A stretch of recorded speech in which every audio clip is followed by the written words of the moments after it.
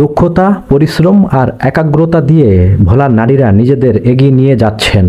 সেই সমস্ত পরিশ্রমী নারীদের এক ছাতার নিচে এনে সহায়তা করার লক্ষ্যে কাজ করছে নারী উদ্যোক্তাদের সংগঠন জাগরণী মহিলা সমিতি। শুক্রবার 20 ডিসেম্বর সকালে ভোলার জিজেইউএস ল্যান্ডিং স্টেশনে কেক কাটা এবং আলোচনা সভার মধ্য দিয়ে জমকালো আয়োজনের মাধ্যমে সংগঠনটির আনুষ্ঠানিক যাত্রা শুরু হয়। এ যেন উদ্যোক্তাদের মিলন মেলা।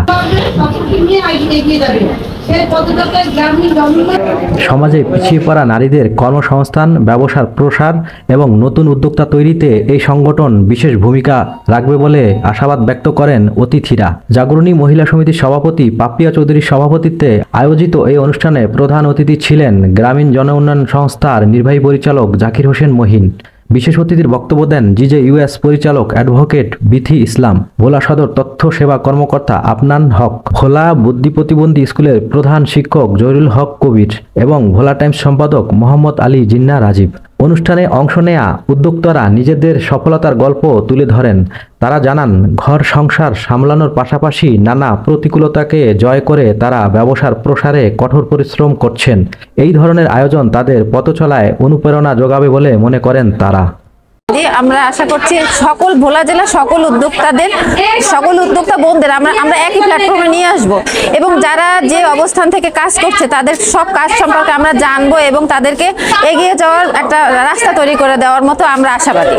তো আমাদের ভোলা জেলার প্রত্যেক নারী উদ্যোক্তা আমরা খুব ছড়ানো ছিটানো আছি। তো আমরা সবাই একটা গোল টেবিল বৈঠক করেছি। এখানে আমরা ভোলায় যত নারী উদ্যোক্তারা আছি সবাই একত্রিত হয়েছি। একত্রিত কাজ করার জন্য আমরা এই গোল টেবিল বৈঠক আয়োজন করা হয়েছে। আমরা যখন কাজ শুরু করেছি তখন বিভিন্ন প্রতিকূলতার মধ্যে দিয়েই এই অবধি এসেছি। আর আজকে আমরা মূলত এই মিট আপ প্রোগ্রামটা আয়োজন করেছি। এই যে আমরা 4-5 বছর কাজ করেছি, নতুনরা যারা এখানে আসতে চাচ্ছে বা আগ্রহী তাদেরকে নিয়ে আমরা এই মিট আপের আয়োজন করেছি।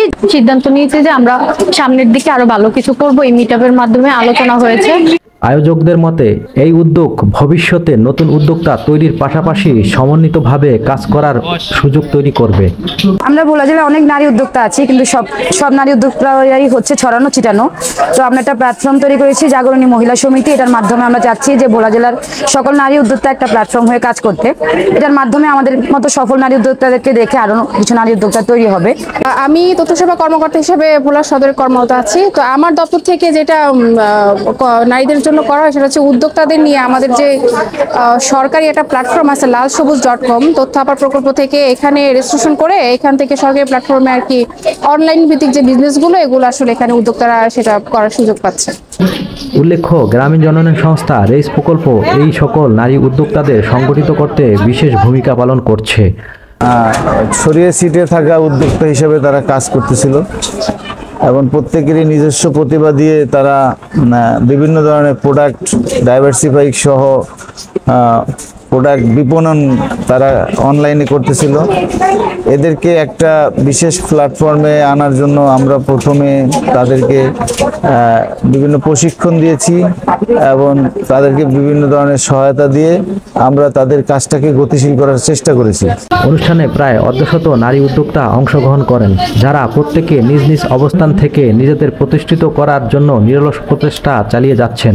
ছোটন সাহা, দেশ টিভি, ভোলা।